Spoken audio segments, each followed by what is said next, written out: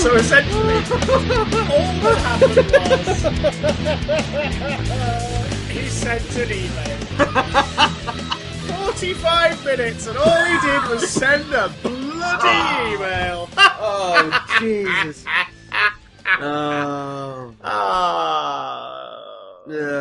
Welcome, one and all, to Big Damn Cast. I'm Big Damn Chris. I'm Big Damn Matthew. And we've got some nonsense and frivolity coming up in just a mo, because, quite frankly, life is too short to not have a laugh. Yes. As we found out very harshly this week when a right bastard, for the wrong reasons, did something very horrible to the people of Manchester. Ariana Grande concert on Monday night. Yep. Not pleasant. A lot of people injured, a few people lost their lives, and my God, what a wonderful display of unity and togetherness has been seen since. Yeah. With everybody coming together to basically go, this isn't going to stop us, you bastards. The situation's still developing, and don't want to dwell on it really, because this is a comedy podcast, yes. But I thought it was important for us to at least, as Manchester boys, we need to yeah. acknowledge it, and, our thoughts are with everyone affected, and those who lost people, and those injured, and yeah, it's a shitty thing, but, we'll pull together, and we'll move on. Well, that's the thing, people are there to enjoy themselves, and someone took that away from them, but it doesn't mean stop enjoying yourselves. It's a harsh feeling, and a lot of people are still kind of low. When you stop enjoying yourselves, that's when they win. Yeah, so, keep having a laugh, keep going to gigs at the Manchester Arena, show them that you don't care what they think.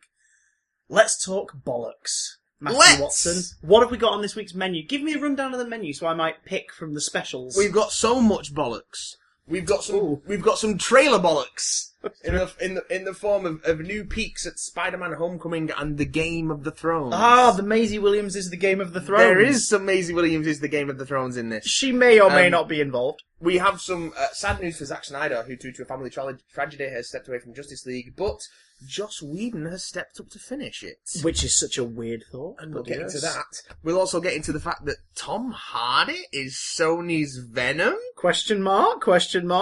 Exclamation point? Pirate symbol? Question mark? I saw Colossal, and I'm going to talk to you a little bit about it. It's not the nickname of someone's genitalia. No, just to clarify. I didn't look in the mirror.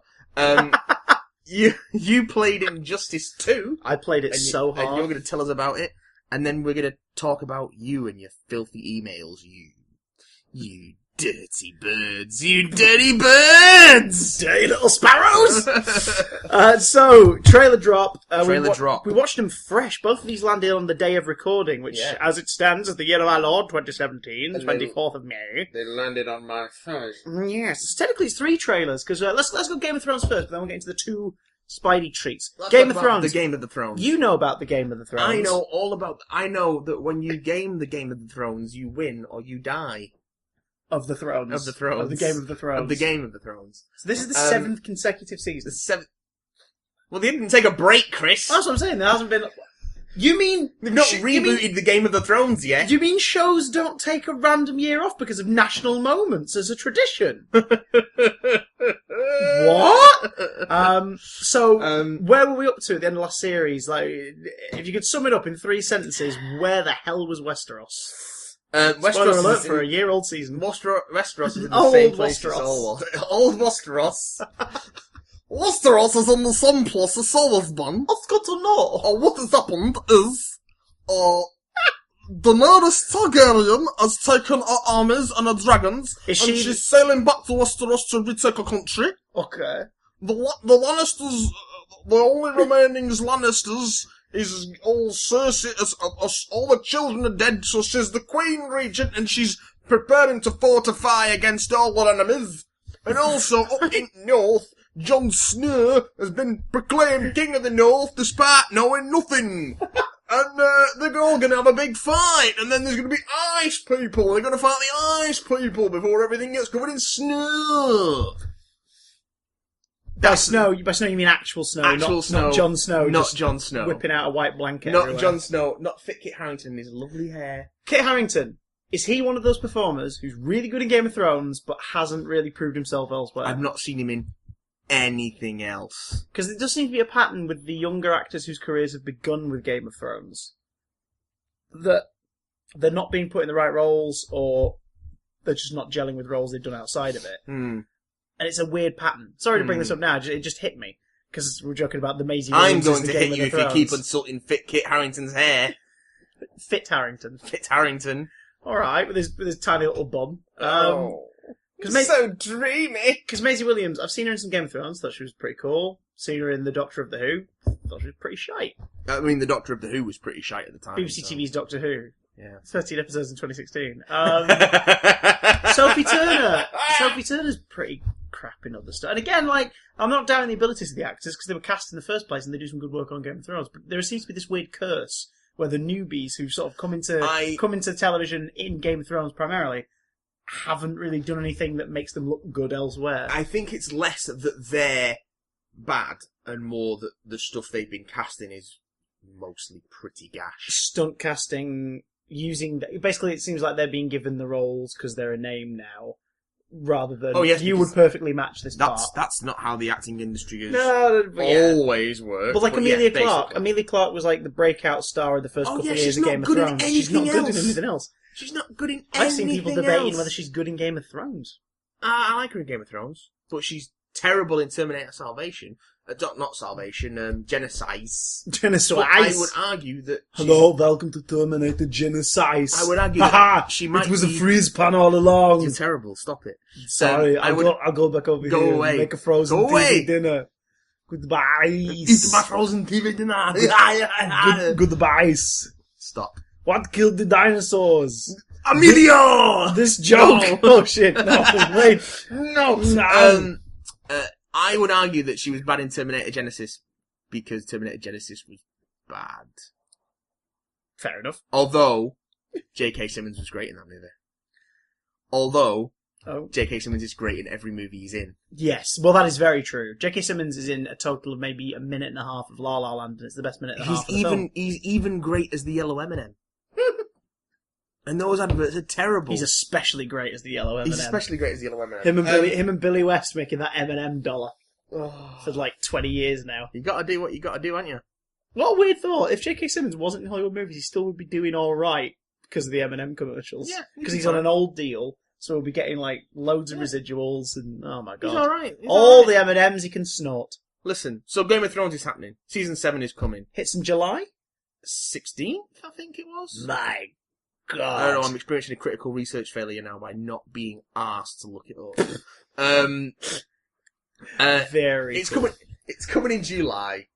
It looks like there's going to be lots of battles and dragons and people and armies. It's looking like it's going to be full of stuff that they finally got the budget for now that they've made all the money for HBO. Zombies and dragons and snow, oh my. Oh my. Is this the first series with a shorter episode count? Yeah, I think it's only 7 episodes. And then next year's the same? Yeah, because the next year's going to be the last one. Yeah, they split one season across 2. Because HBO. They can't get... I think they basically figured out that they can't get 20 more episodes out of what they've got left to tell. Yeah, that includes bits of material they've not... like tiny strings of material they've not adapted from plots in the book, like subplots. They're way ahead of the books now. But I was going to say the bulk of the story now is what George R. R. Martin has gone. Here's the gist of what I want to do with the story. Yeah. You do you. Because I'm actually never going to finish the books. I'm just going to go sit here over here, eat donuts and watch baseball. Don't blame him, to be fair. And wear my train conductor's hat and pretend to conduct trains. Choo-choo! With my braces. Your sorrow is my playground. Your tears are the fountain I frolic in. He's never going to finish the books, guys. College Humor's best video. It's not going to happen. So just watch the show. Yes. Or watch it with the subtitles on, then technically you read it. Yeah. Other trailers that came out slapped us in the face with a great big fish. Bit of webbing. It was all the Sagata Shanshiro ads we watched. Satogan Sanshiro, Satogan Sanshiro, Sega-san Sanshiro. Now we all need to go out and buy a Japanese Sega Saturn. That wasn't what happened. We watched the new trailer for Spider-Man Homecoming. So now, in between the 2 new trailers, which is Trailer 3 and an international version of Trailer 3, on top of all the other stuff, we've seen Spider-Man Homecoming, and I give it 4 stars out of 5. Could do with more Aunt May. The one thing we've not seen much of in the trailers.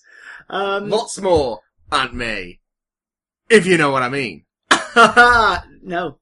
Could you elaborate? Lots more of her. Could you elaborate? More more. Could you keep I elaborate? want to see more. We can't. They can't of hear your her. hand gestures. Could you? I want to see more of her. Why are you cupping your than- chest? Even if I see her head to toe on screen, Yes. I want to see more of her than that. You saying you wish to climb inside Marissa Tomei like a Gundam and pilot her? No. Oh. No! Oh. I was trying to be smutty, but you've just made it weird. Right, let's talk about Spider-Man Homecoming. Wait, no one else here gets turned on by sitting in someone's head like it was a cockpit, like you were that alien from Men in Black? Right. What are you... You want to walk up to Marissa Tomei, What are you, caress two Ted buttons, Bundy? caress two buttons beside her ear, and when her face opens, you'll sit in the little chair. Oh, so it's like Men in Black, yeah. Yeah. Okay, yeah. Or a Megazord. Okay, yeah. I can go with Megazord that. Tomei. Megazord Tomei.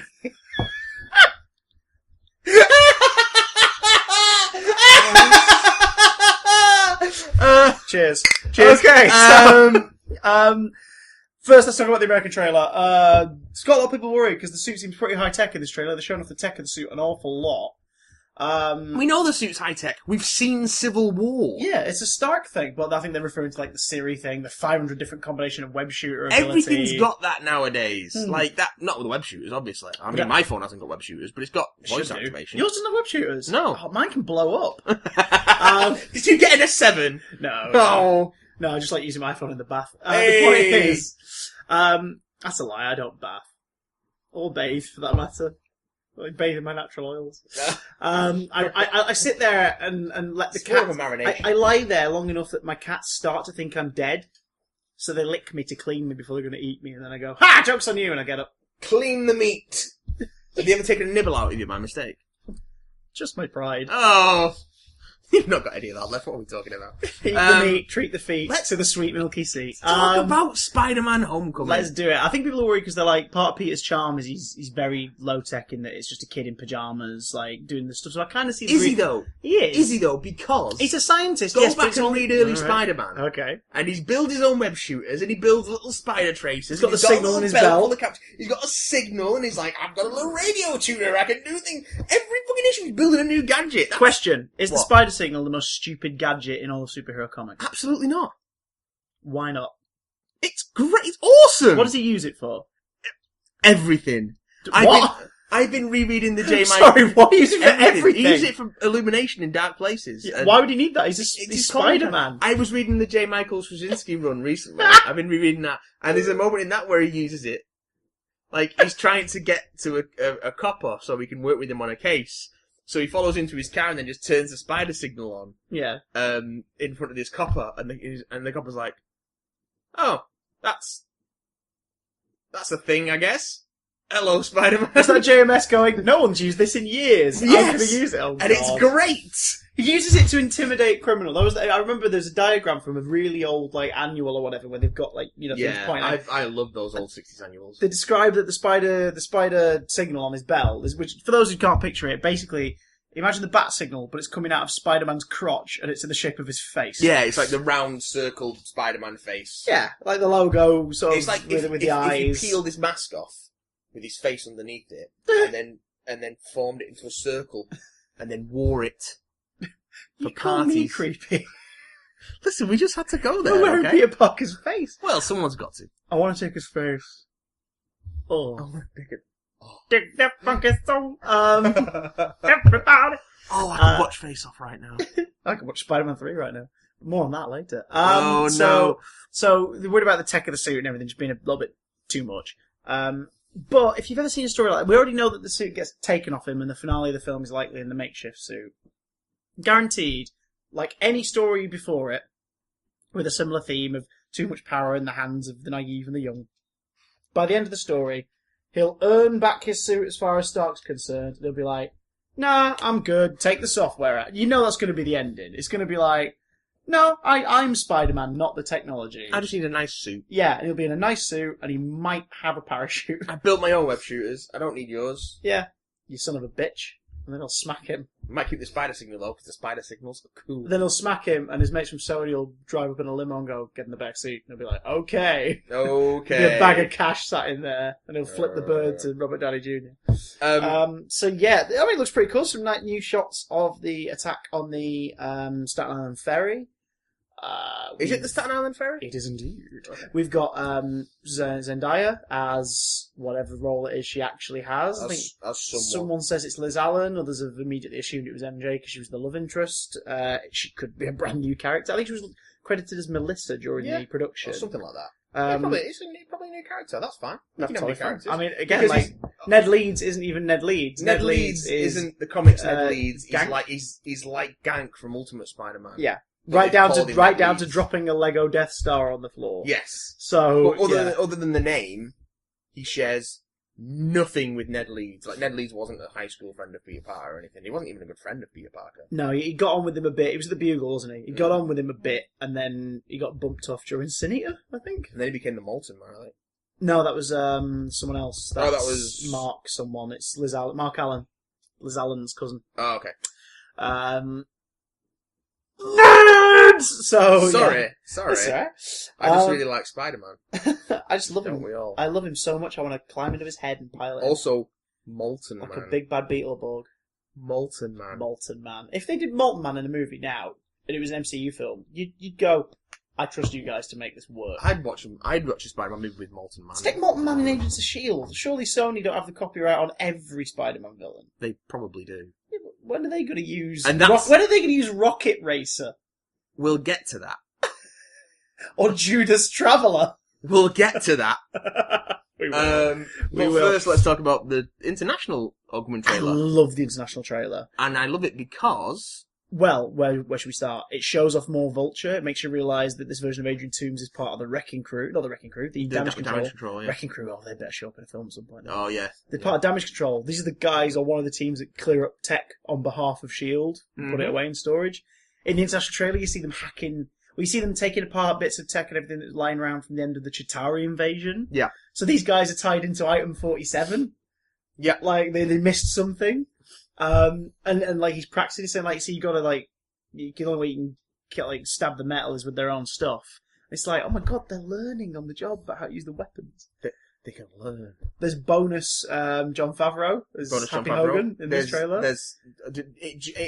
I like it more because it shows off the humour. Yeah, it's a funnier trailer. The other one, the American one's a punchier trailer. It's got the pop soundtrack and everything. Yeah. But the international one is just funny. I mean, Spider-Man should be funny. Spider-Man's made a video diary. He's made a video diary about So Civil War. good. He recorded, So good. which is nice now because they're sowing the seeds of him being a photographer, like with him documenting everything he's been doing. Yeah. So that's quite nice. But yeah, you see Civil War. You see the Civil War fight from different angles. There's a bit where he's talking to camera as Ant-Man grows. So he'll be. I've just realised where it is. He's talking to camera. He turns around. And that's when he goes, "Holy shit!"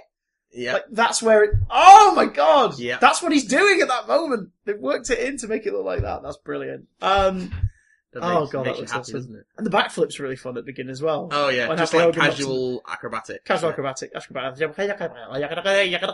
if you've got Tom Holland, who can flip like a motherfucker in your film, then just get him to flip like a motherfucker. Pretty much. What else have we got in that trailer? We've got a lot more Vulture. Got some personal stakes. He attacked him in Queens by the look of it. Yeah. That looks pretty cool. Yeah. A lot more Stark. I'm just, oh man, I want it. I'm really looking forward to this movie.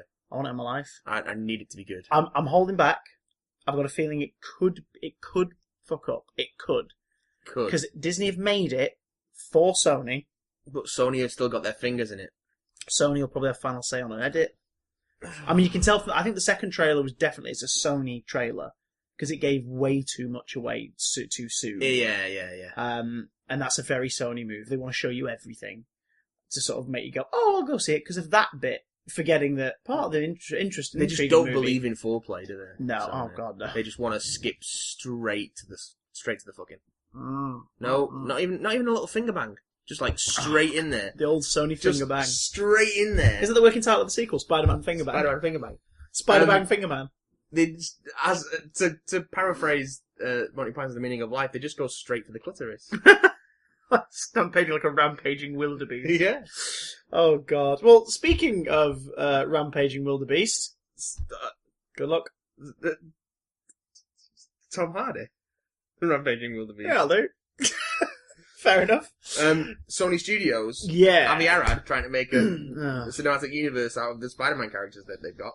So Avi Arad has basically been... He was the head of Toy Biz originally, wasn't he? Which says a lot. And then Toy Biz Why he likes Venom partly so much. acquired Marvel in the early 90s as part of the deal. No, I don't think Toy Biz ever owned Marvel. Oh, no, but it was like a shares They thing. were in partnership, yeah. They Marvel nearly went bankrupt in the early 90s and they pulled them out of it. Mm-hmm. And then Marvel went bankrupt in the early 2000s. That's when they really screwed up. And that's when things like Spider-Man and the X-Men films started to really help them. Yeah, that's when they started licensing their stuff out properly and actually getting movies made. Yeah, but Toy Biz head Avi Arad eventually moves into production because he's producing like the commercials and the cartoons related to the toys they're going to sell. Because you'll see his name in the credits, the X-Men cartoon, the Spidey cartoon. You'll see his name in the credits of a lot of like early to mid 2000s superhero movies. Basically, he's a businessman who ran a toy company, not a creative part of the business, just the guy who ran the place, who has essentially wiggled his way up to being an executive producer for Hollywood movies. Which anyone with enough money can do in Hollywood, because that's how Hollywood works. That's how it works. Avi Arad was involved in a lot of the early 2000s to mid-2000s Marvel films, but when he started to get his creative claws dug in a bit more, it was noticeable, specifically in Spider-Man 3. And, just to elaborate on that, creative is an overstatement, claws is an understatement. Yeah. So they kind of balance each other out. Pretty much. He forced Venom in Spider-Man 3. Sam Raimi was making a movie with Sandman, and I think at one point the Vulture was going to be in it, or Lizard. One of those two was going to be the secondary antagonist. Yeah. And Avi Arad went, "You're doing Venom." And Sam Raimi went, "No, I don't like Venom. I'm a child of the 60s. I'm doing my Spider-Man movies with the vibe based on the 60s. I don't want to do Venom." And Avi Arad went, "If you don't do Venom, you're not doing the movie." And Sam Raimi went, "Oh, for God's sake, alright, fine." So he worked the black suit in, and it was that turned out the worst part of that movie. Because Avi Arad is Avi Arad, and Avi Arad is the worst. He is the worst. It's terrible, but Avi Arad loves Venom because what was one of the most popular toys in the early 90s? Venom. Venom was huge. Venom was massive. He doesn't understand anything about Venom. He just knows that kids loved Venom in the 90s. Yeah, kids don't love Venom anymore. No. Venom pops up in Spider-Man stuff nowadays in different guises. Sometimes as a bad guy, sometimes as Agent Venom. Like he pops up in different things. As a conflicted hero. Yeah, but I would say that Miles Morales is a lot more popular with younger kids who watch the cartoons now than Venom is. Oh, yes! I would say that even frickin', what do you call it, like Spidey 2099 is probably more enjoyable for kids to play with than I would Venom. say that kids are probably more interested in the Ultimate Spider-Man crew. Yeah, like all the Spider-Verse and Iron characters. Fist and White Tiger, yeah. And Nova. Like, these characters are obviously... Nova. They're a lot more popular to kids now. In terms of the villains even, it's broader strokes. Like, they sort of don't give him an arch nemesis. He fights lots of different villains from throughout the Marvel Universe. He fights the Trapster. Yeah. A lot. Of course he does. Oh, I still wish the Trapster was called Paste Pot Pete. Me too. Because that's the best villain name ever. Just ever. If Agents of S.H.I.E.L.D. wasn't so superferial, you guys, they would totally have done a Paste Pot Pete episode. Fucking love Paste Pot Pete, man. So, Avi Arad basically loves Venom because Venom sells toys and movie tickets. Apparently. Now, people... He doesn't though, does Well, there was excitement for Venom, for Spider-Man 3 from a lot of kids of the 80s and 90s. Because they were like, oh shit, Venom is in a movie. He was my favourite when I was a kid. And then they saw the movie and went, oh, well, they fucked that up, didn't they? They screw it up. They ruin it completely.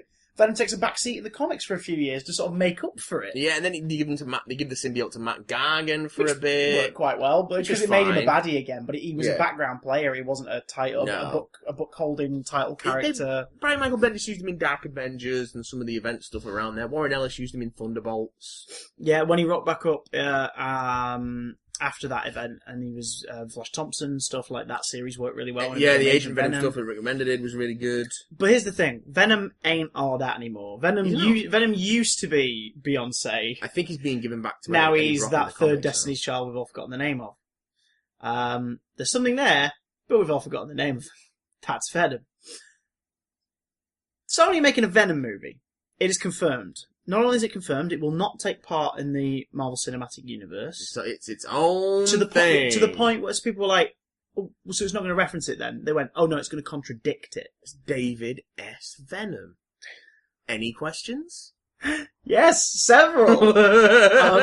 So that's going to happen. So we heard that news a while back. How to confuse moviegoers. We heard that news a while back. We were like, why is this a thing? You can't have Venom without Spider-Man. Venom is a parasite that it's a symbiote suit. A parasite that it wants to detach from Spider-Man, attaches to someone who hates him as much as it does, and they become basically evil Spider-Man. That's what Venom is. He's evil Spider-Man. You could do it as, like, in the Ultimate Universe, they have it's the biological weapon, created by originally it was meant to be a medical tool to assess the body, symbiotically connect with the human body to discover what was wrong with the tissue inside, the blood cells, things like that, and repair it. But it becomes sentient because, of course, because comics are weird. But basically, Venom is like he's evil Spider-Man, so you can't really do it without Spider-Man in a way where it would be the Venom people who want to see it would want to see it. Yeah, I mean that's the interesting bit about Venom is his enmity with Venom's not that interesting a character on his own. No, he's had solo things, and he has become interesting. I'll rephrase that. When you recontextualize him. Eddie Brock isn't that interesting a character on his own. Agreed. Apart from the stuff of his enmity with Peter Parker and Spider-Man. Yeah. Flash Thompson is an interesting character who wears the Venom symbiote. Yes. That's kind of it. That's all you've got to work with. Everyone else who's worn the Venom symbiote has kind of been a non-entity. Like, Matt Gargan's a fun villain, but he's not like a great character. No. With depth. Yeah. He's just... He's the Scorpion. I want to hurt people. Oh, now I've got this thing. I'm going to hurt people by eating their limbs. Yeah. It's like, okay, there we go. And he gets his jaw punched off by Superior Spider-Man. Oh, he does, yeah. Oh, God. Beautiful. Oh, no! So, Venom movie, we were like, well, that's not really going to work with that Spider-Man. And then it was announced, executive producer and the person who's putting the project forward, Avi Arad. Side note, Avi Arad's sort of intern, basically, used to be Kevin Feige. Yeah. The guy in charge of Marvel Studios at Disney, who is rocking it, and clearly a mix of a business mogul and a creative, He's planner. rocking the suburbs, just like Quiet Riot did. Deep cuts. In the suburbs, yeah. Said that he's talented. Oh, did they? Did they release a statement? Did they release a statement? About Kevin Feige? Did they release a statement? Did they release a statement? Did they? Oh, did they release a statement? Did Have you forgetted me? Statement? So... You abandoned me again! You have been swayed! Oh, hello. There seems to be... That's an up-to-date reference for all the young bucks in our audience. Yeah. So there was... Invited if you got that one. Oh, God. So there was... I'm as sane as the next man. Well, I'm the next man, folks. Oh, God. Stop! Eccles, what are you doing here? Well, everybody's got to be somewhere. Basically, we were like, oh my God, he's getting jealous. It's a petty thing. Venom is being put forward because Avi Arad thinks it will be a success story. That is the only reason why. It's not going to be good. He wants to outdo Kevin Feige to the point where he's like, oh, ours isn't even going to be connected to your universe. We can do it ourselves. We're going to make our own Sony universe with all the Spider-Man characters. Yeah, because they started planning that during The Amazing Spider-Man. There was going to be a female-led story that eventually was revealed to have been... the Sony leak happened, didn't we? Yeah, well, it was going to be revealed... It was revealed that eventually one of them was going to be a spy movie starring young Aunt May and Mary Parker. Another one was going to be a solo Black Cat movie that would have Spider-Man in it and famous Spider-Man villains. Oh, that could be Another was going to be a Silver Sable movie that would have Spider-Man in it. Why? And time travel. Who the fuck is Silver Sable to anyone who doesn't read Spider-Man comics? Interesting point, though. The person who was putting that forward and the Aunt May spy film and Black Cat, one of those movies at one point was working title Glass Ceiling. And the person in charge was Sony head Amy Pascal, the lady behind kiboshing Ivan Reitman's Ghostbusters reboot that would have been a continuation of the original franchise, and putting Paul Feig in place and telling him, I want an all-female Ghostbusters. Forget about the original. So basically, Amy Pascal has part of her heart in the right place when it comes to the representation in cinema thing and blockbusters, but she's a cold-hearted businesswoman for the most part, as it seems. Yeah. Because there's a PS to this that makes me really not like her. So lately, she was talking about Spider-Man at, I think there was a tech conference a little while ago, something to do with Sony products or whatever. And she basically said in it, they said, look, how are you finding the merger with Disney? She went, it's working really great. And, Tom signed on to do 5 movies, and everyone's like, all right, so what the movie? And then they said, I think the interview said what the films. She was like, the Captain America picture, Spider-Man Homecoming, and he's taking part in the Infinity War movies, and of course the Homecoming sequel. But after that, who knows? She said, completely unprompted. And the interviewer says something like, "All right, so like, would the deal need to be renegotiated?" She was like, "Well, yeah, I mean, if it comes to that, yeah." Fueling the belief, because once again, these other films have started to crop up as being things that might be in the works, including the Sinister Six script that was doing the rounds for ages. Why? The belief now is that Amy Pascal, after the Spider-Man Homecoming sequel and the 5-picture deal ends, is going to pluck Spidey out of the MCU with the current cast and put it into an already established Sony Spider-Man universe, which will have, before Spider-Man comes back home again, unquote, a Silver Sable movie, because that one's doing the rounds again. And the reason we brought all this up in the first place, Venom. So, confirmed, Avi Arad exec producing, and it's definitely happening. How do we know? Because this past week, they said it's definitely happening, and announced who will be playing Eddie Brock / Venom. This, kids, is where it gets goddamn complicated. Because now we don't know how to feel. Ultimately, I think this movie's a terrible decision. Yes. I hope it sucks, and Yes. I hope they go, never mind. Hey, Marvel, do you want to do something with Venom at some point? Never mind. Although the Venom- Buzzcocks although as far as I'm is Spider-Man. Well, as far as I'm concerned, I don't think Venom belongs in the MCU. Save him for much later down the line when it's like, oh, we need to shake things up, let's do something a bit more sci-fi with Spider-Man. Yeah. However, Tom Hardy has been cast as Eddie Brock. Tom turned down Rick Flag, smart move, Hardy. Tom Hardy's been linked to an awful lot of comic book properties. He has. So first off was Dark Knight Rises. Yeah. That finishes, and immediately I think his name was doing the rounds for something else. I can't recall what it was, but there's something where they're like, oh, Tom Hardy's going to play this part. Yeah. And that was quickly dismissed. And then it was announced shortly after Mad Max that he was going to be playing Rick Flag in Suicide Squad. And then about a month later, his agent issued a statement saying, like, no, these reports are false, he's not playing Rick Flag. No, he in was Suicide Squad. he was casted it. Oh, that's what I'm saying. They said it's true, it's false, he's not playing Rick Flag. And then they clarified, because they said he was in talks, and he did say yes, but something else has clashed with it, and it's just going to be impossible. So he's pulled out, rather than inconvenience the shoot. He's pulled out. And everyone was like, interesting. He read the script. Yeah, I think that's what happened. Because a lot of people say, oh, he was filming The Revenant. No, they finished The Revenant a while before Suicide Squad needed to film. Yeah. So basically, Tom Hardy smelt the shit and backed off. He seems to have a good nose for that. He doesn't tend to pick dud projects. I think Venom. the closest is This Is War. Yeah, But that's more ago cheesy now as and, well. and off rather than terrible. That was a while And you ago. can't blame him for Star Trek Nemesis because it was basically his cinematic big break. Yeah, I mean, he was. He was young and yet looked older. Tom Hardy has had some documented struggles with various substances when he was a younger man. Hmm. So, yeah, that's what happened with Star Trek Nemesis. I just said to Patrick, sure, do you want to get high? And he said, yeah. Yes. That'd be great. I'd That'd love be to pretty see great. that behind the scenes footage. But here's the thing, he tends to pick good flicks. He's Venom. In an Avi Arad produced Sony cinematic universe for Spider-Man without Spider-Man movie. Venom solo movie. This can't be good. What's going on? I don't get it. I don't know how to feel anymore. Well, at this point, Christopher, all we've got is speculation. Is that a new villain? Probably. The Speculator! How deep down the rabbit hole of Spider-Man villains do you think they'll go? I think they'll... I think they'll use all the surface stuff, because if they don't have Spider-Man, they need names people recognise.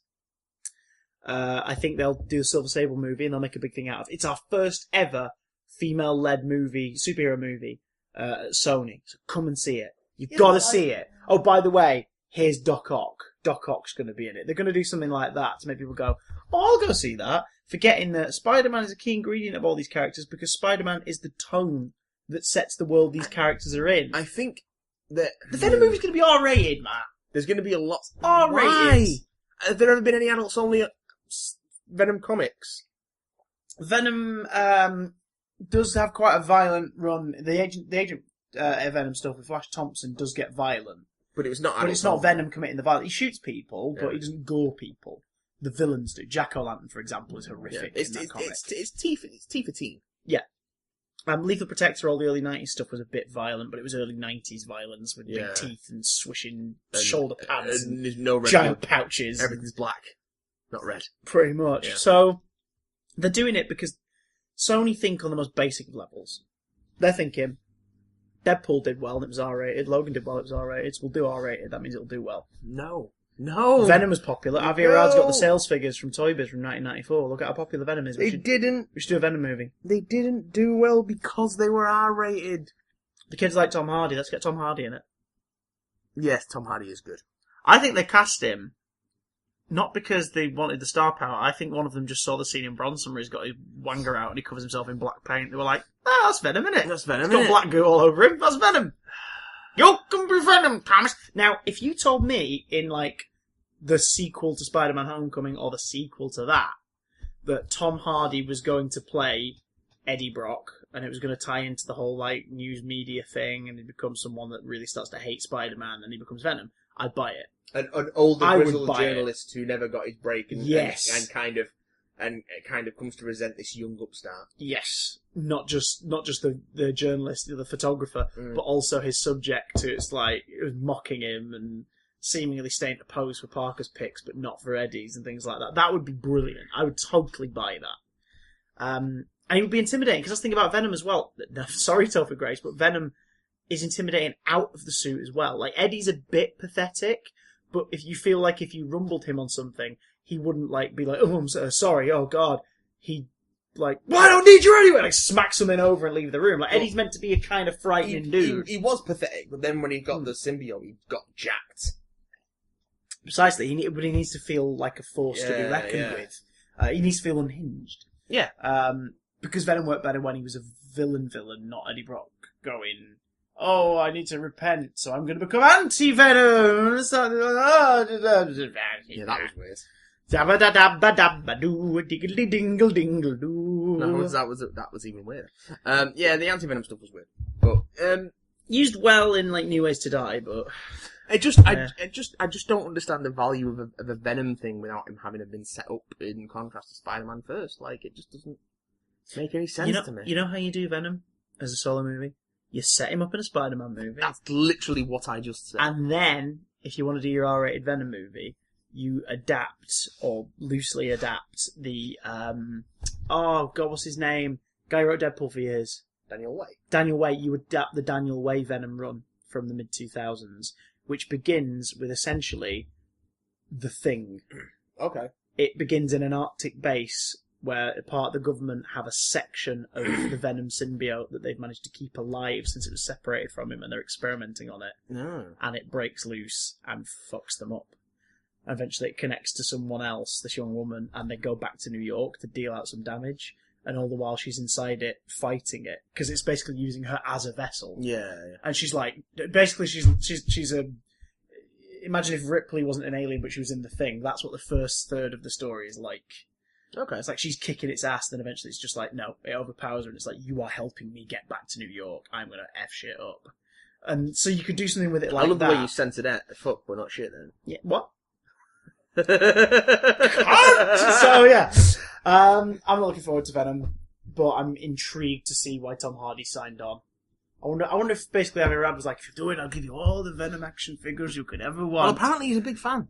Is Tom Hardy? Well, that might be why he did it then. I'll give you all the Venom action figures you ever want. Oh, great! And I love it. He's a favorite. big fan because after the announcement came out, he posted a picture of himself online wearing a Venom t-shirt. So you know he's Yeah, a big fan. with about 80 Sony execs out of shot. Oh, wear this Venom t-shirt, Tom.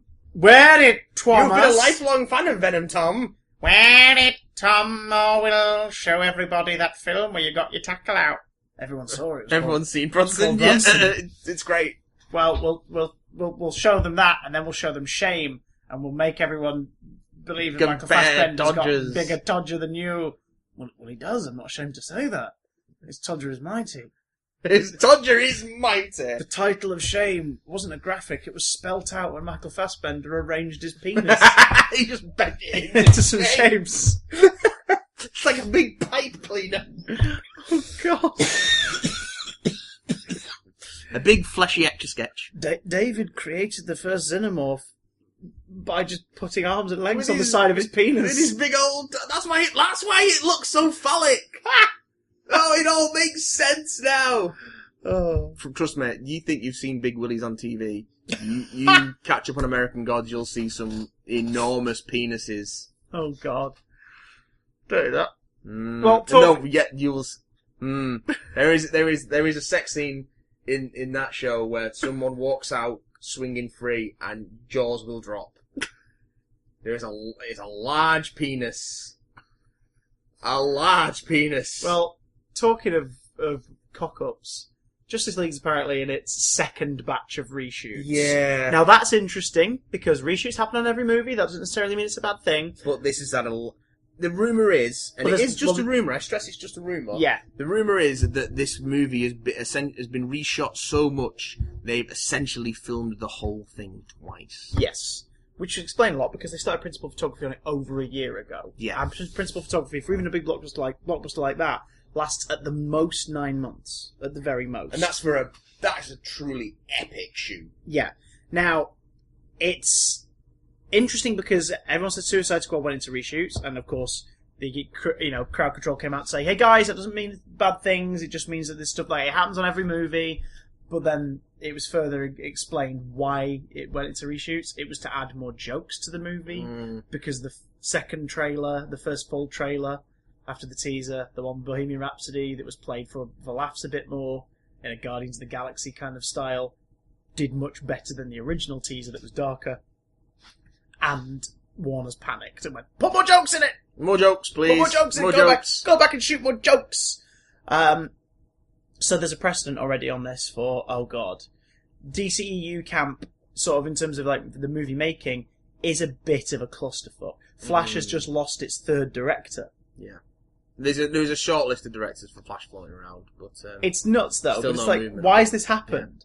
Aquaman... Billy Crudup's dropped out of Flash as well. Oh, He was playing Henry Allen. Allen. He's dropped out. Because he's just bored of being messed around, Probably, yeah. It wouldn't God. surprise me if everyone else drops out, apart from, of course, Yeah.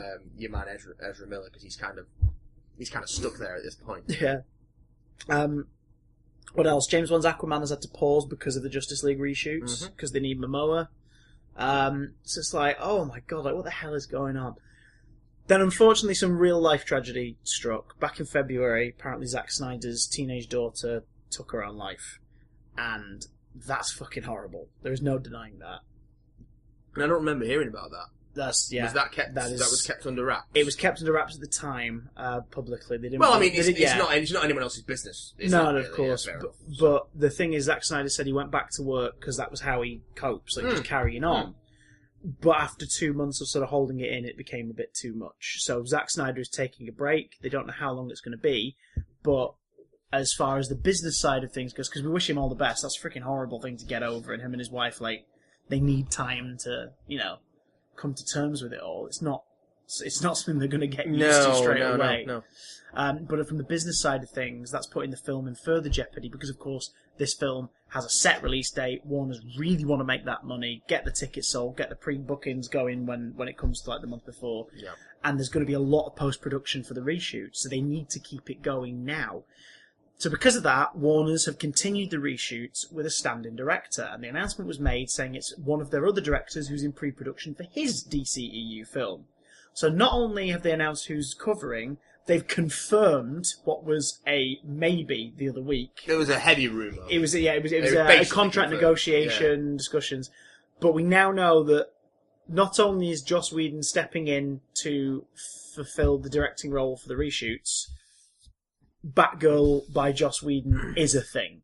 Yeah. So that we'll talk about again when more comes out about that, 'cause we've already discussed Batgirl before, but like that excites me. Joss Whedon doing a Batgirl movie. Yeah. Yay, I just hope it's more his baby and less a DCEU movie. It seems a weird choice though. I'm glad they're doing a Batgirl movie. But it just seems the whole approach to the structure of the DCEU and what movies are being worked on and what's coming out when just seems so scattershot. Like there doesn't seem to be any plan in place. They just keep announcing things and then just postponing things, and then some things are happening and some things are not happening, and then this is pushed back, and then oh my god, a director's gone here, and oh this actor's dropped out and that actor's dropped out, and we're doing this, director's doing that, and we've had a rewrite on this one, and this isn't happening now, and what else is happening? I've gone cross-eyed trying to follow what is going on with the production of these movies. Well, at least we know that there's a safe pair of hands steering what is currently left of the next big tentpole. Yeah. It's a weird thought. I think Joss Whedon has had a hand now in both the first live-action films for the Avengers and the Justice League. Although, to be fair, if you want someone to come and wrangle a movie that's got a big cast and lots of action and super, then you pick Ensemble Whedon. He's done Ensemble's Avengers. his middle name. Yeah, exactly. He's done Avengers, he's done Serenity, he's done Age of Ultron. Age of Ultron's an interesting case because it did suffer from some studio interference. Yeah. Which seems to be a big thing that the DC movies have suffered from. It was weird because Marvel's philosophy was always that basically that Kevin Feige and all the heads at Disney and everything are trying to keep it so that they're all under the same banner. A lot of people complain that the films feel a bit similar, but I think that's intentional. It's so that you go, okay, we know what works, it plays it safe, but they still let the filmmakers experiment here and there to bring unique flavours. Like James Gunn, for example, like Guardians is his baby. Oh yeah, that's absolutely the studio supported it, and because also those movies are so detached from the ongoing plot of what's going on Earth. Yeah, like he has a lot more freedom. Precisely. Whereas Joss Whedon's got to set up what's coming next with Thor and what's coming next with, and that was the biggest problem with Age of Ultron. That was the biggest beef, and it's turned other directors away, like Edgar Wright. Apparently, it's been said that Edgar Wright left Ant-Man amicably. It was an amicable departure, but it's still sad, and he wishes it had worked a different way. Well, don't we all? I would like to see Edgar Wright's Ant-Man. I think Peyton Reed did a damn good job. I really enjoyed Peyton Reed's Ant-Man, so there we go. I'm surprised. Peyton Reed, fair enough, coming back to do the second Ant-Man, but I would have loved it if they'd just gone, right, Edgar, look, okay, we'll give you some more creative control if you work with our canvas that we've already created. Will you make Ant-Man and the Wasp? I would have been like, yes, give me that. The thing with Edgar Wright, though, he is very much also a writer as much as he is a director. And on the plus side, it means we get Baby Driver, which I'm very much looking forward to. Baby Driver looks really good. So there is that. But yeah, so Marvel's a family unit that have a strict dad, basically.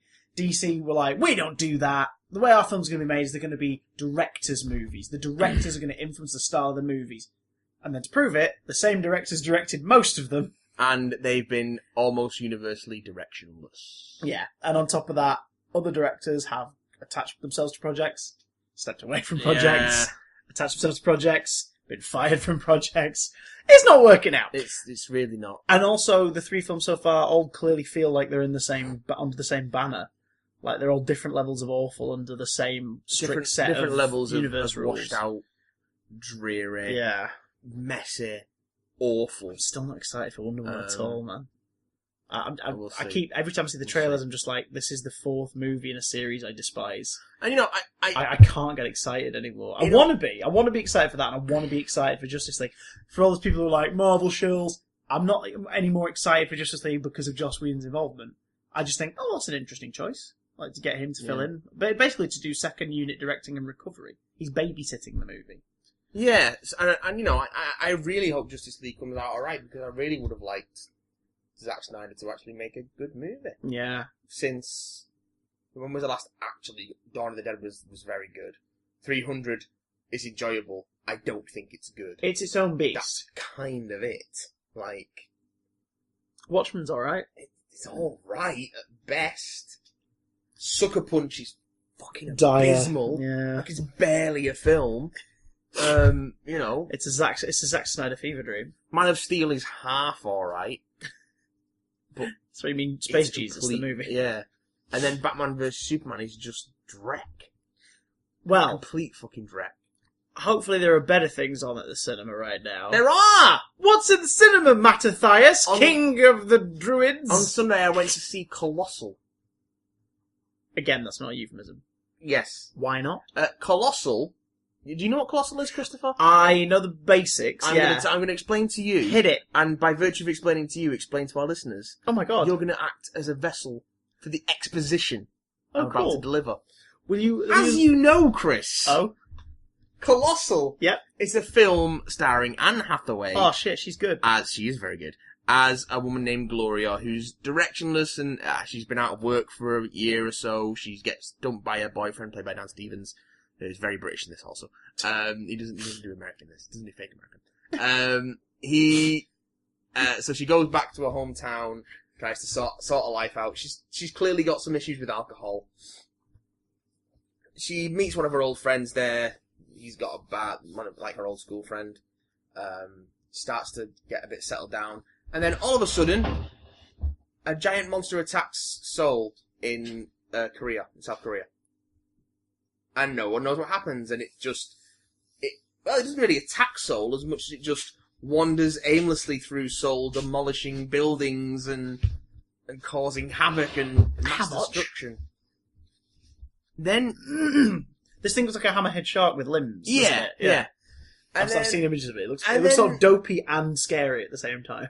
Gloria's struggling to get a life together, and Oscar, her friend, has given her a job at the bar and trying to help. It's going to help with her alcoholism. Yeah, well, exactly. He's trying to help her He's helping her sort out her parents' house and get things together, and she's starting to, But then she does stay out drinking all hours and wandering home at God knows what time in the morning, and the monster attacks Seoul again, but this time it just kind of stands there and makes some weird hand gestures, and it scratches the top of its head in the same way Gloria does.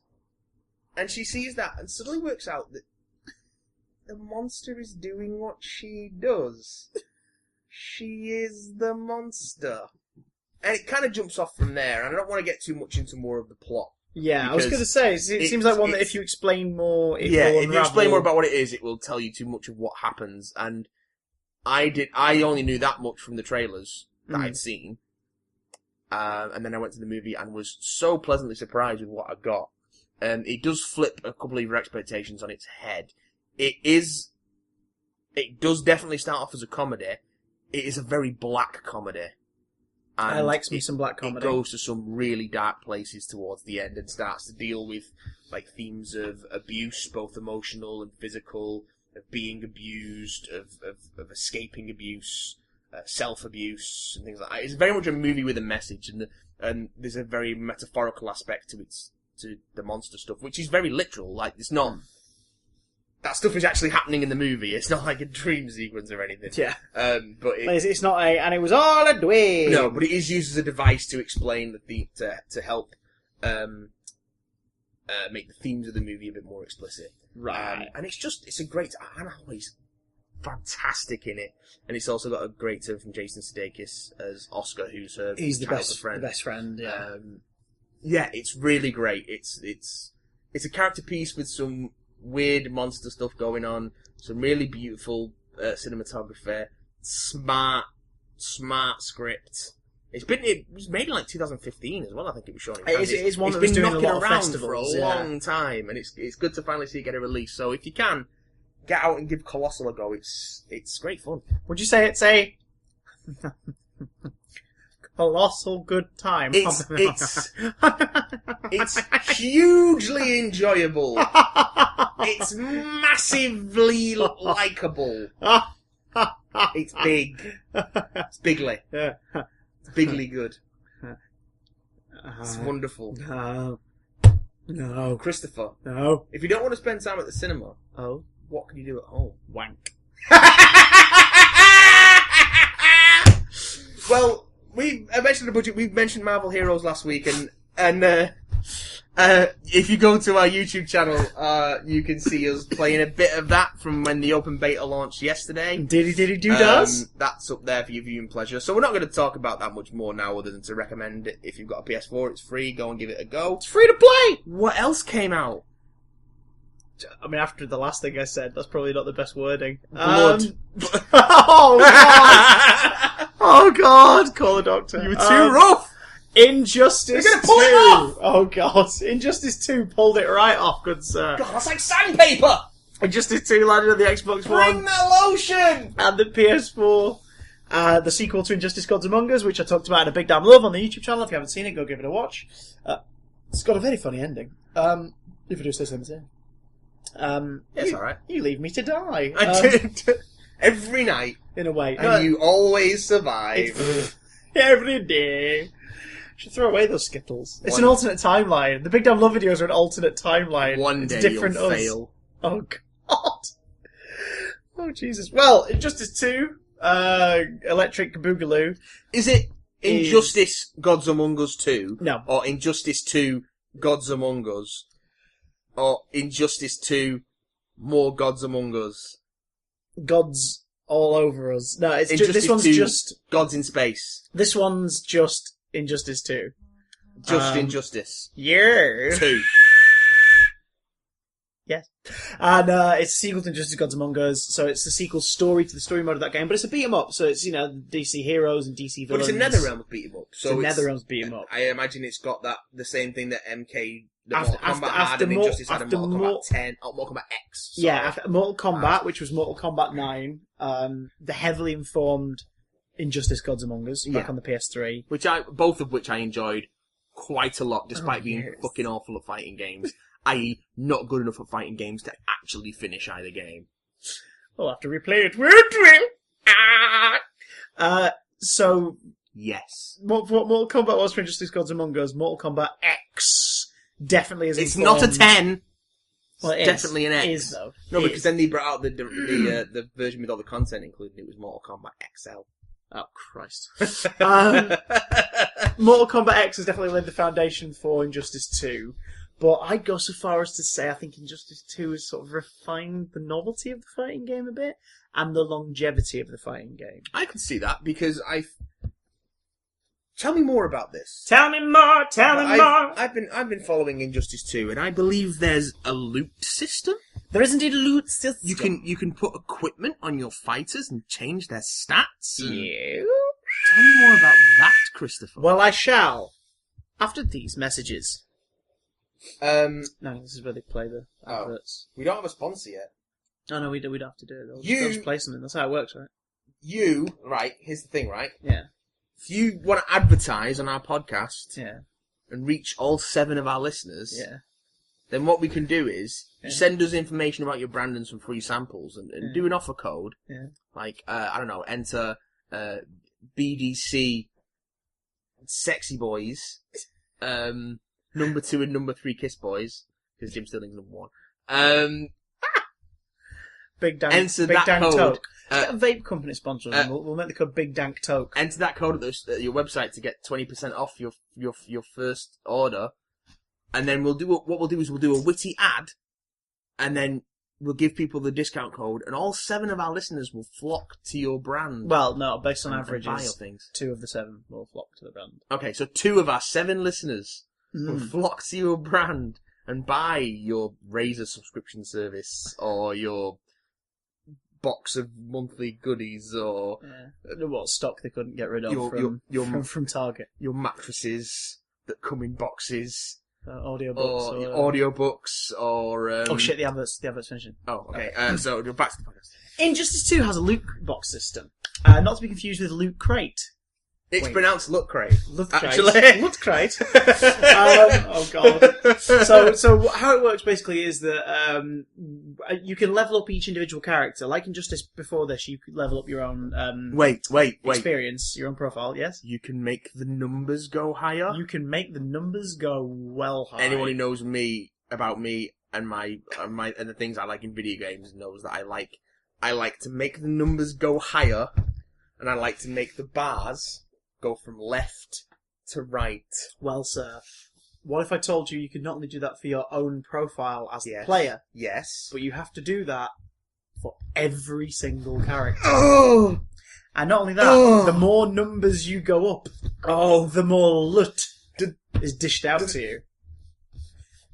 Do the numbers keep getting bigger? They keep getting bigger. And you keep getting more stuff to make the numbers bigger. There was a daily challenge today, for example, for getting 5 of your characters to, I think it was level 30. So they can go high. Are they? They go high. Are there bars that fill? Bars that fill. Oh. Then bars be filled. So as you play, you get different loot drops, which include costume items, skin colour changes for the costumes. The different costume items physically change the appearance of your character, and based on which ones you get, change stats. So, like, you could wear armour that gives you a higher defence level, or a weapon that gives you a higher damage and attack. And you can make the stats higher. Level. You can make the stats higher. Can you make the stats lower?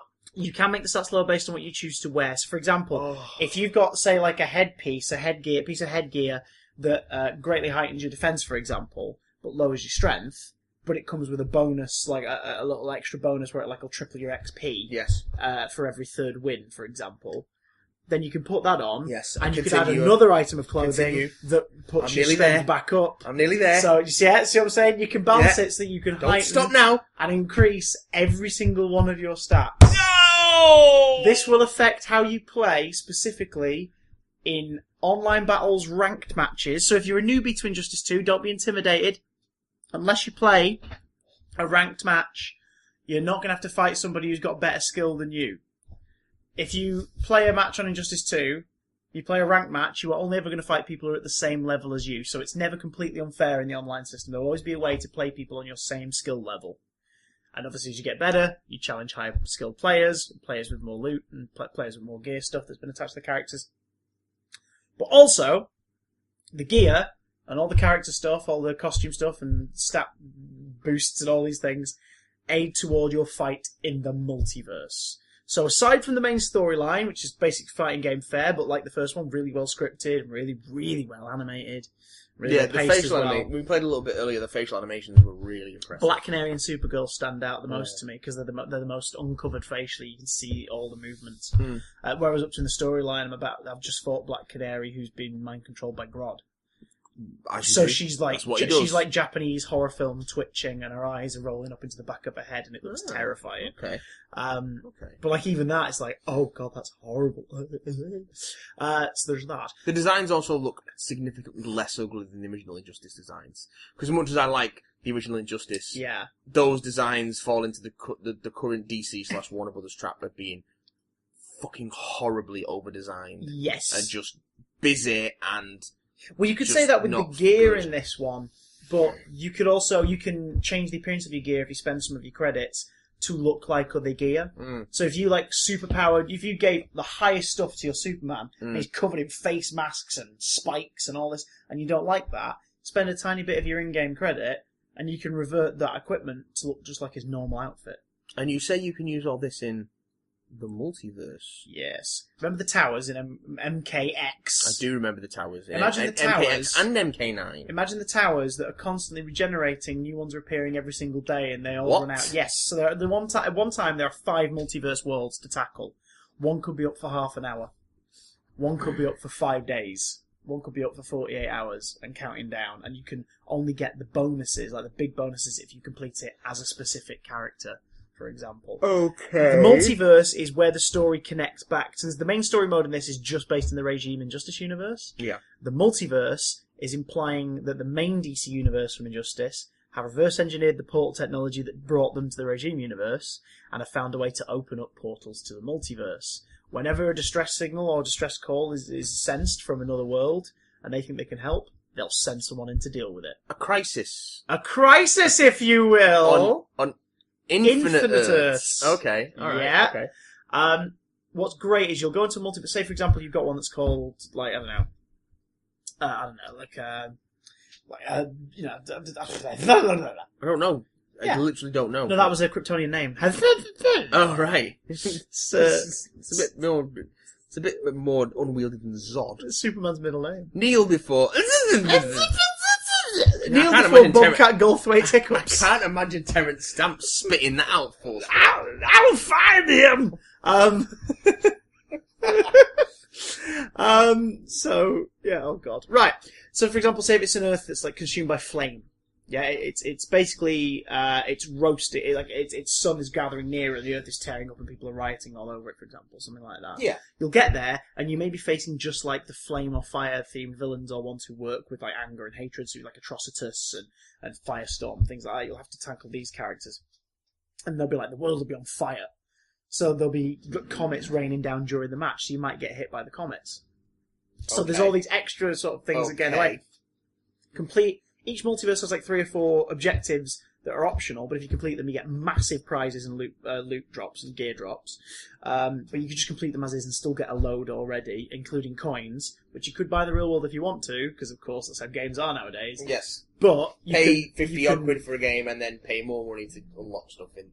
But you can earn plenty just by playing through Multiverse, which is what I would encourage anyway, because it means you get better at characters. Try many different characters as many as you can, because when you play the story mode... Well, that was what was good about Star Labs in Challenge Mode in Original Injustice and Mortal Kombat, respectively. Yeah, it's the Star Labs, unfortunately, was very hit and miss for me. Like, some of the combat ones I liked, but there were others where it was like, fight the Joker and don't get hit at any point. Yeah. And if you do that, you'll get the star. It sounds like a refinement of that.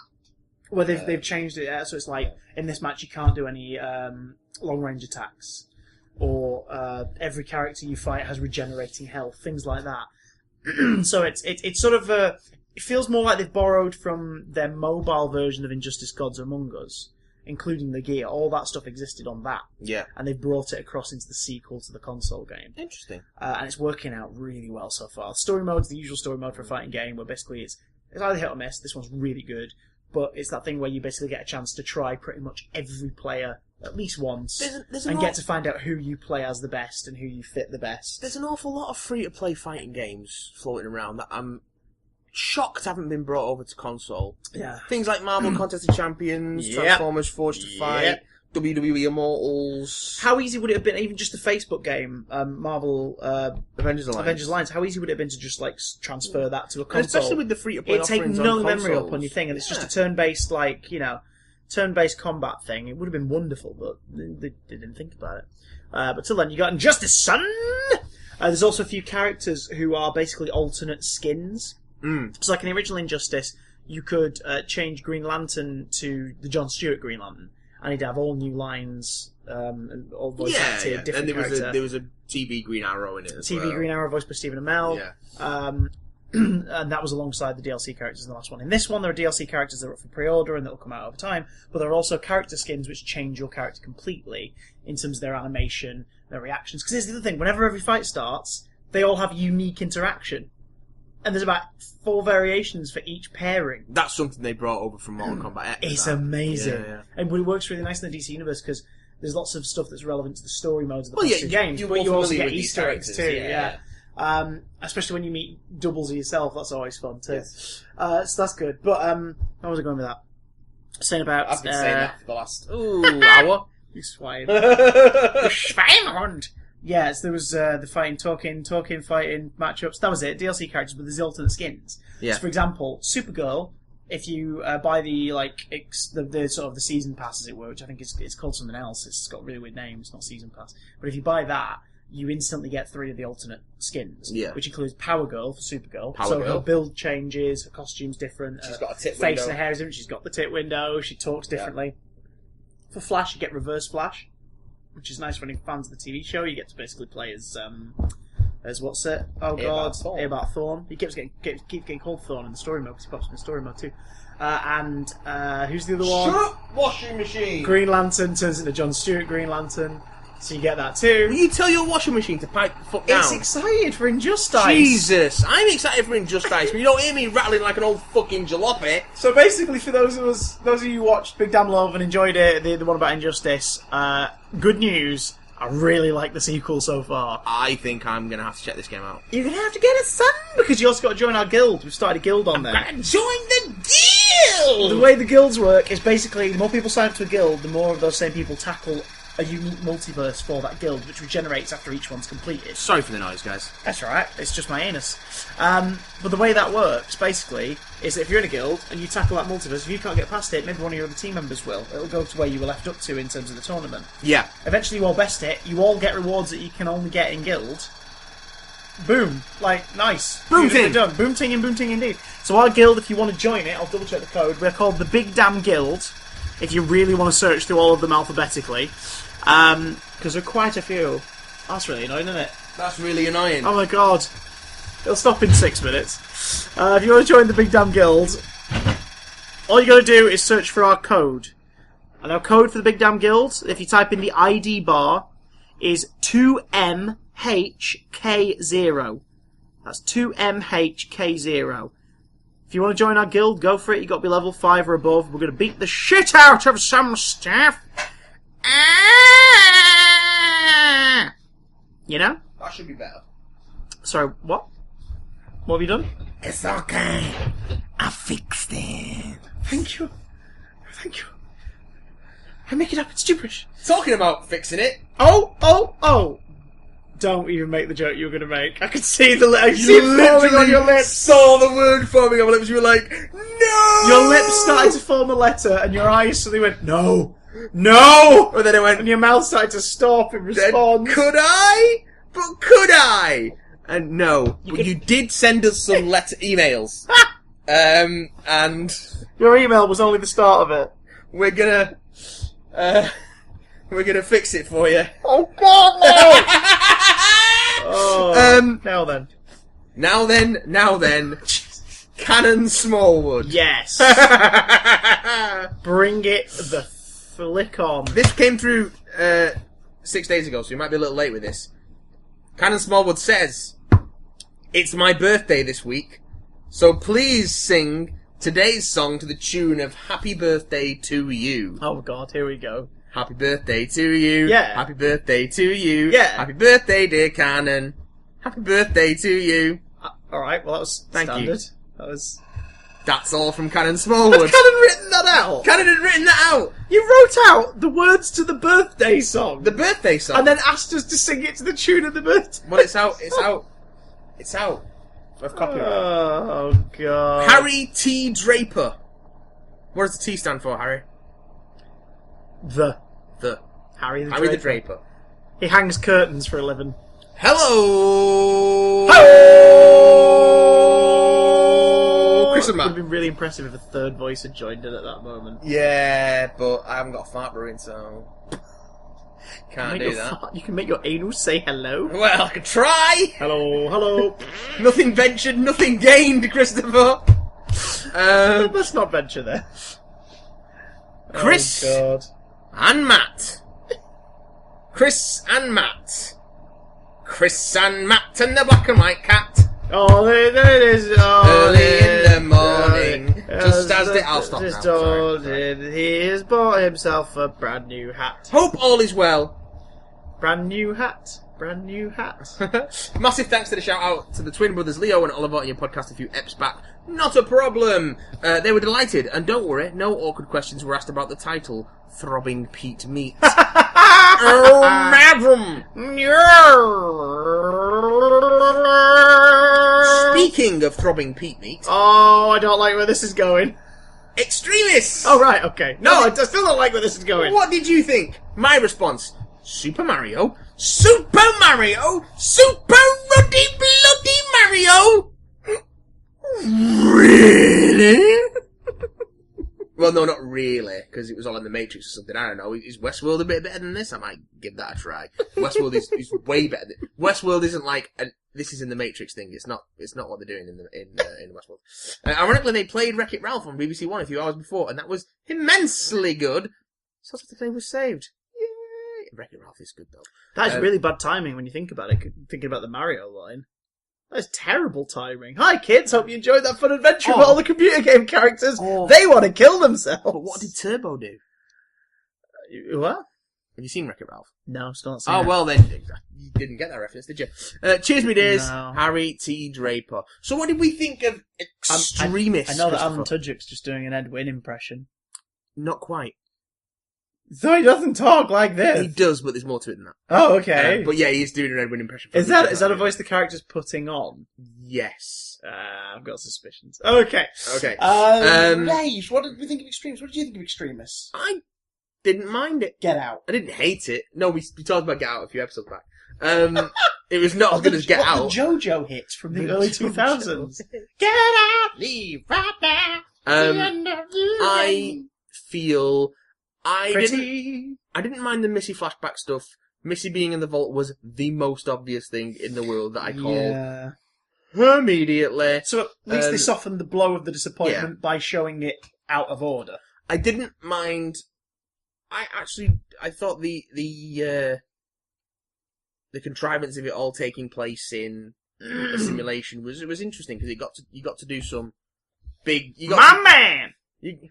That was the only thing it was missing. Well, it means you got to do some big world-changing stuff that you wouldn't be able to do in a normal episode because it has to, more or less jive with continuity, like blowing up CERN and killing the president and all that stuff. You wouldn't be able to do that in a normal Doctor Who story, really. Well, I You might mean, be able to do it in a big the president finale. gets Because I was going to say the president gets killed on live television by a floating talking ball in Series 3. But then that that's the timeline finale, gets erased. so yeah. So... No, it was just after. Yeah, okay. Yeah. Ha-ha! 2 dead presidents in Doctor Who. Oh, yes. Yeah, I thought it was okay. It wasn't as strong as The Nice, but I thought it was perfectly fine. I enjoyed it. I hate it the more I think about it. I just... hate is an awfully strong word. It is, but I'll it's not quite as strong I'll as tell you for why. Oaky Erection, but it's a strong word. It's not quite as strong as Segaton. There's but what is? There are 2 story tropes I absolutely hate because rarely they're done well. And it takes a really good writer to do them well. One that I hate with a very biblical passion is the story trope known as the liar revealed, where a character is mistaken for something, tries to get out of it, realises that they benefit from it somehow, go along with the lie, and then the moment of truth is they're exposed, everyone's like, I trusted you, and then they all walk away and they split up, and then they come back and save the day and everything's alright. It's the most boring, played out, crap story that the 80s and 90s continue to pilfer in most of its family films. Doctor Who has done it before as well. It's just like, it's not... I hate it. Hate it. One that I hate slightly less, because better writers than Stephen Moffat have found ways to make it work, is the "it was all a dream" storyline. Because there is something fun about the what-ifs scenarios, the whole like, what if this happened? What if we But you've got to pay it off. Perfect example is the Batman Animated Series episode, the New Adventures of Batman and Robin episode, Over the Edge. In which, spoiler alert for an excellent cartoon. It's a great episode. I won't say exactly what happens in the story because I'd rather you see it, but essentially, something goes down, and at the end you find out it was all a hallucination that Batgirl was having due to fear gas. And it was so epic and brilliant that you're like, well, I'm glad it didn't happen because it meant horrible things happened to the characters. But at the same time, really? It was all a dream? The last 24 minutes have been a dream? But then she's like, I can't deal with the pressure anymore, I've got to tell my dad. So she's going to tell Commissioner Gordon. So there's a consequence. And then it's beautifully done. She sits down, she has him over for dinner, and he's worried that there's something up. And then she's about to tell him, and he's like, look, I think I know what you're going to say. Just, you're a big girl now. Like, you're your own woman. You do you. Whatever it is you're doing, I will support you. As long as you're safe and as long as you're happy, and you feel that you're doing the best you can, I will always stand by you. I might not support you if you decide to sleep with your mentor. That's not part of the Animated Series! So he says, like, whatever it is, I'll stand by you, whatever you and your friends are doing. He basically implies, I know you're Batgirl. I know Bruce Wayne's Batman. I know all about it. I figured it out. Don't worry. You can look after yourself. Do you know what I mean? And it's brilliant, because it means that you have the whole... It was just a dream, but then there's a nice payoff at the end of the episode. I think that's the way you use that trope, really. Yeah. That's what you do with it. Extremists...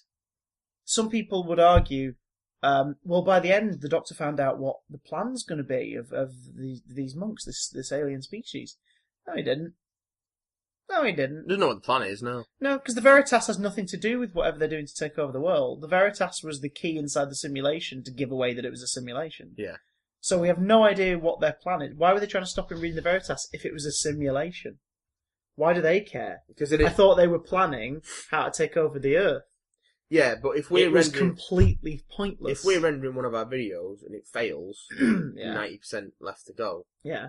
Yeah, we can just run it again, but we've lost however long it's taken to run that fucking render. Yeah. And then we've got to start it all from scratch. But the Doctor reading the Veritas doesn't stop them from doing the simulation of their taking over the world plan.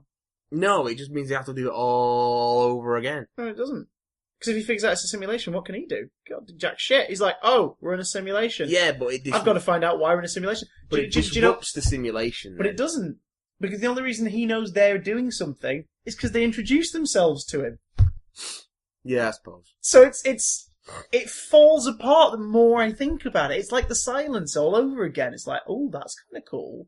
And then you think back and you go, well, hang on, that only happened because they exposed themselves. Why would they do that? Doesn't make any sense. Some people just like to expose themselves. Basically, all that happened in this episode was we as viewers at the beginning were told, Missy's in the vault. We all went, oh. And then River's song off-screen heavily played a part in the morality of that scene. And I went, for God's sake, just let her go. She's exited the show 3 times and now she's dead as far as the character's concerned. She will exit 4 times. Oh, God. So all that was happening. So then you don't get a payoff at the end, because basically the payoff at the end of the episode was, you're not seeing you saw at the beginning. That was actually the end of the story, and the Doctor's got an email. Bullshit. There was stuff in there I enjoyed.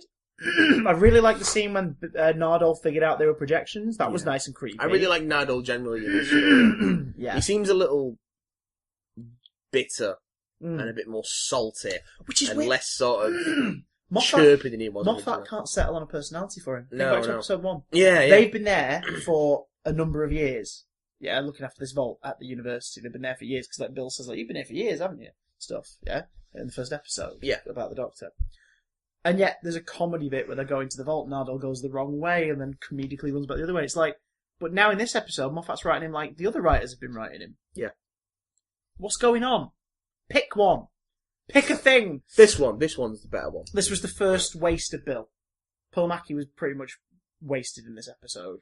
Like, the fun of the last few weeks has been watching them interact and play off each other. Yeah, there wasn't really enough of that this episode. Like, barely any at all. And the Doctor's trying to distance himself from it. But again, I'm like, why? Yeah, why is he blind? Why? That still doesn't make any... There's still no reason why he needs to be blind. Everyone was like, because it's to get into the bit where he sacrifices his vision, like, so he can see the book and help solve the problem. He's sacrificing his life to help try and solve this mystery so more people don't have to die. Except he doesn't, because it was a simulation. It was a waste of time. The whole thing is a waste of time. The more I think about it, the more I hate it. And I just, think of the Pope stuff. Why? Because it's quirky, right? And why would he bring a load of cardinals and the Pope into Bill's bedroom? He wouldn't. What's going on? And why? A recommendation from Pope Benedict the second or whatever for the Doctor. So how do they know that he's still alive? And how do they know where he is? Do you know what I mean? The Catholics, Christopher. But also, there was a female Pope. Yes, there was. Implication that he had some interesting sexual times with her, at least twice. Yeah, but it's such a Moffat bloody thing to do. Be like, oh yes, I know there's a female Pope, because I know there's a female Pope. If you know what I'm saying, Bill. I knew her. You're nudging my shoulder. In the biblical sense. Do you know what I'm saying? It's just like, why? That is totally unnecessary. Do you not think that's a great gag, though? That he knew the Pope in a biblical sense? If it said that, I would appreciate it more. Because it's a dad joke with a production budget. But instead, it was just because women, they're good for shagging, right? Right, guys? That was basically, I don't know, it's just very Moffat. Like, oh, Clara's met Jane Austen. Oh, and she got off with her. Why did you tell us that? Why do we need to know that? We don't. Why? It annoyed me. It annoyed the crap out of me. I'm going to cheat. Why are the Catholics not questioning, like, you're still alive several hundred years later? Because they're fucking Catholics! But doesn't he disprove most of their, belief? They're fucking Catholics! Oh, God. Literally. I apologise if any of you are Catholic if I insulted you. I said it on Twitter. The Super Mario line.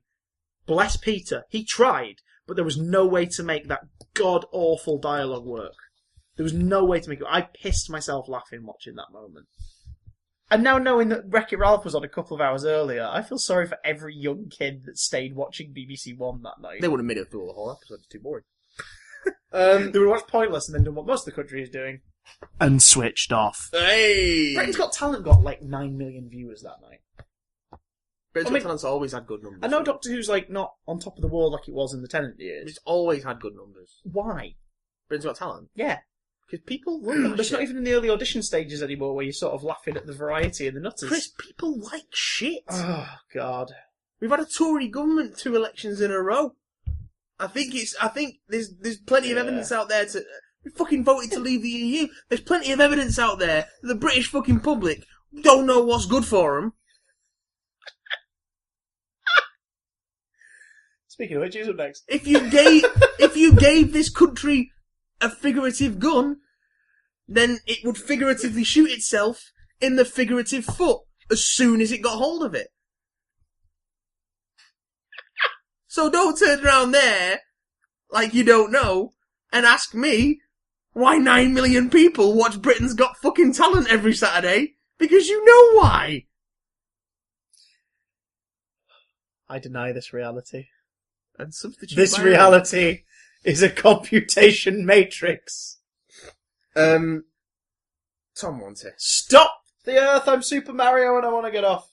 Tom Monty. Oh, not Tom Monty. Not world-famous, world-renowned poet, scholar, teacher, lover, juggler, and taxidermist Tom Monty. Hello, Chris and Matt. My apologies for the lack of an email last week. That's alright, Tom. It gave my nerves a chance to recover. It was a weird one this week, but I did get a lot of enjoyment out of it despite it being all a dream. A few nitpicks. A very dull, predictable vault reveal. But if it was going to be a Missy all along, I'm glad they've not stretched that subplot out all series. It's just a shame it didn't live up to the brilliant teasers in the second, third, and fourth episodes. Also... Oh god, Tom, no. Why the hell would the fuck would the Veritas exist in a simulation crafted by the monks. That's like Nintendo giving Mario the option to find out he doesn't exist and therefore sort of devalues the entire plot of the episode. But I'm not complaining because I still had fun with it. Could you provide your theories as to how John Sims the Master will be returning to Doctor Who? Do you think he will still hear the drums? Have you heard about Michelle Gomez's departure? Do you think we'll be seeing Missy regenerate soon? Potentially 3 Masters in one series. Do you think her successor will be a male or female? I can't see her going back to male now without everyone getting really pissed off. Have you watched Breaking Bad? Thoughts on it? I'm currently on a binge rewatch after 3 years of not watching it again, and I've forgotten how stunningly amazing it is. On the topic of rewatching, how often do you rewatch Doctor Who, or rewatch shows in general for that matter? What was your most recent rewatch?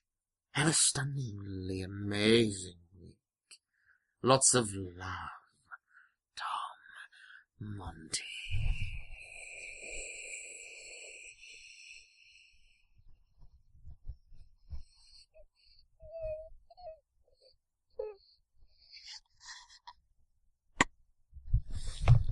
Breaking Bad's pretty good, isn't it? So we'll get into those questions, shall we? John Sims the Master's coming back to Doctor Who. How's that happening? Don't care. Um, I just want to watch him play that role and look in his eyes and see if I can spot whether or not he's happy to play along or is like, I'm just doing this for the cash. we will probably see some sort of flashback, or maybe to pre-Missy, or maybe like have him come out of his own personal time stream and like the same way the multi-Doctor episodes work. There'll be some time travel business, and the John. I mean, it's cool that we're finally getting a multi-master thing on television. If they're in the same scenes, if that is a thing. I'll say this: he won't still hear the drums. I've seen a couple of people online propose the theory that it'll be a very timey-wimey thing, where basically Missy will kill the Master to ensure his regeneration into her. Oh, I can see that. That is a very Moffat-like thing to do, and I mean that in a potentially good way. Yeah. But we'll see, I guess. Michelle Gomez's departure and regeneration. I'm fine with that. I read about that last week. She basically said that she thinks that she's very much Peter's master. Oh, yeah. And she just thinks that now's the right time. However, she wouldn't be against being coaxed back if the story was good enough. Like, if they were like, oh, we want you in a story. Yeah. And she's like, oh, go on, what's it about? Oh, good, yeah, and I'll take part. And she feels like it'd work. Yeah. But she, as far as like being a recurring cast member, she said she's going to bow out this series. I don't think we'll see... I kind of figured that anyway, to be honest. Yeah. I don't think we'll see her regenerate because I think they'll want to leave their options open as to who they cast next. Because with the Master, you kind of have to match them to the Doctor. Yeah. And I think they've done that really well, actually, so far. I think Michelle Gomez is a real good match for Peter Capaldi in the same way that John Sim was a really good match for David Tennant. Delgado with Pertwee was a beautiful thing to watch. And Anthony Ainley with everyone. Anyone. Well, but that was the thing. Like Anthony Everyone, was nice because anyone. the way they used him was he appeared like pretty much once, sometimes twice per Doctor. Yeah. So it was a bit of an event. It was like, oh, the Master's in this one, and Really, they made it hard to know he was going to be involved because all of his filming, for most of it, was studio filming. Yeah. Although they weren't like set reporters back in the day, No, but like no. people weren't spotting him out and about. There weren't Twitter reporters. And his character would always be listed. His character and his name would always be in the Radio Times credits. Anagrams. I'm trying to remember what it's called now, yes, where you rearrange the letters to make something else. It's anagram. Yeah, they do that. Anagrams of his name. So that's quite nice. Because they did that with the Master in a couple of the stories. He goes into different names, and a lot of the time they're anagrams of the Master. No, they're not. They're synonyms for the Master. The Magister. Yeah, Mr. Magister, isn't Mr. it? Magister. Yeah. That's from the Damons. Yeah. Mr. Magister. Oh yeah, that's not a weird name at all. Do you know else is from the Damons? What? Cannon Small. I know. Yeah. Yeah, it's yeah. I know. Chat with the email. 5 rounds rapid. Breaking Bad. Breaking Bad is great. It's great. It's one of the best. It's one of the best TV shows of the last 20 years. I haven't rewatched it since it went out, but it shits on Doctor Who. yeah, does it? It just takes a dump on it. No, it's great. I haven't rewatched it, and I have no plans. I am the one who shits, says Walter White as he squats over. I would like to get in on Better Call Saul. I don't rewatch stuff as anywhere near as much as I'd like to, just because I don't have time. I used to a lot in my teens, but I think that's because we had more time. Yeah, we had more time. You knew what you loved, and you go, "Oh, I'll watch that again. I'll put that film on again." Yeah. Now we also have more choice now than we did back then. Yeah, God, yeah. Recently in this house, we don't masturbate. We had a rewatch of League of Gentlemen. My 80th time, Lucy's first. So that was nice, and we had a Red Dwarf sort of rewatch. Toward the end of last year, we finished at Series 8. Then I went away to do Panto. Yeah. When I came back, we resumed with Back to Earth, which I thought was it was an appropriate way of doing it. Yeah, yeah. Because again, it was Lou's first time watching it all in full. Yeah. So she got to feel that whole, I really like this show, and I'm missing it now. It's it. back! Oh, it's not as good as but it's nice to be with these characters. And you got to feel it several times, just like we did. Although the last series was pretty good. It was alright. On rewatch, I enjoyed it a lot more. Because there was more to love in it. I knew when to expect the duds, like the weirdly short endings and things like that. That was very strange. I don't tend to rewatch whole series. I just tend to dip in and out of stuff that I'm familiar with. Like, I'll watch an odd X-Files episode here or there, because I know that series backwards. Yeah. I don't have any plans to, rewatch the entire series. Or do I? Stay tuned to find out. Final email from Luke. Hey ya! It's me, the Ginger Luke. I'm glad That's you told amazing. us. We now know exactly which Luke you are out of That all one. of the Lukes. The one Ginger Luke. Back once He's again. like the chase figure. Hey! It's that one Luke. It's like a red Magikarp. Back once again with more things for the Big Damn Cast. Last week I asked you guys for questions from Matt Lucas, so I've given you the YouTube link and time code, and I hope I think I've seen this video. that you could listen and react to it on the show. Is this the one? And if it is, let me know, and I'll put it in the comments of this video. Is this the one that ends with him revealing there was someone else there during his answering the whole time? Should Just we so I've find seen out? this. Give it a click. We won't watch the whole thing, but Well, we'll link it in the comments. If He's this only is, saying we've got like 5 minutes. I believe it was recorded before we gave our answers, because I'm sure I watched this as I was rendering last week's episode. Yes. So if this is what I think it is, I'll let you know, and we'll either way we'll post the link in the comments. But if this is, there's a nice little surprise He wants us towards to the react. end. 21:36 is where it starts. Hang on. Is this the one? Oh no, this isn't the one. Ah, no, it's a different one. In that case, yeah, we'll definitely share this one. And someone else. I can't remember who. Christopher Johnson. Hey! Oh, here we go. Is it your decision for Nardol's personality to change rapidly between Husbands of River Song and the series? I think when we were doing Oh. The Husbands of River Song, Doug McKinnon, the director, was very playing the way I played it, which was big and broad and daft and silly, because it's a brief appearance and it's written purely comedically, and it's a Christmas special. When the character came back, he came back for episode 1 of the current series, and then they decided to put him in episode 2 and 3, and I was just going to come back for the end as well, but then, and they later on added me to episode 4, so I've ended up coming bits out of order. But keep to the point, Lucas. Come on. I was not going to be in the Return of Doctor Mysterio, not it was while we were filming, I think episodes 3 and 4, that Stephen Moffat decided to put me in the Return of Doctor Mysterio. And the way the series worked this year is that we recorded the first 4 episodes, then spent a month doing Doctor Mysterio, and then started again with episode 5. And so, by the time I came to shoot the Return of Doctor Mysterio, I'd already shot scenes for episodes 1 and 2, and maybe 3, but yeah, the first scene at the beginning of episode 3. And I wasn't going to be in episode 4 at all at that point. We shot that scene only about a month ago for episode 4.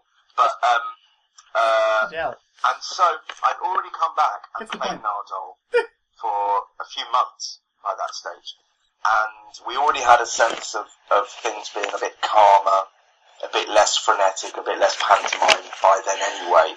Because so I was approaching it really again from episode 1. The pilot, which it wasn't called the pilot then. It was it called Star in Her Eye? Yes. A Star in Her Eye, yeah. And I was approaching it differently from A Star in Her Eye, really. Just because I thought, well, if you're going to see this character again, he can't be as crazed. Because it's not a Christmas special. The Christmas specials are a bit wilder, aren't they? Yeah, they're a bit more... They're for a younger audience. They're for a bigger audience, in a way. They're for the whole family sat around on Christmas Day, you know, and you've got to keep them awake because everyone's falling asleep after the turkey. Whereas an average episode of Doctor Who is a little more focused. But that's nothing against Douglas McKinnon, who is one of the best directors I've ever worked with, I think. Like I say, me and my sister found it very entertaining noticing you in the background shots just fiddling with a toy elephant throughout that series. I would put little bits in, here and there. I put in odd lines here and there. Some of them are bluish. You know, little lines I stick in. Cuddle. Joining in the cuddle was just something I decided to do.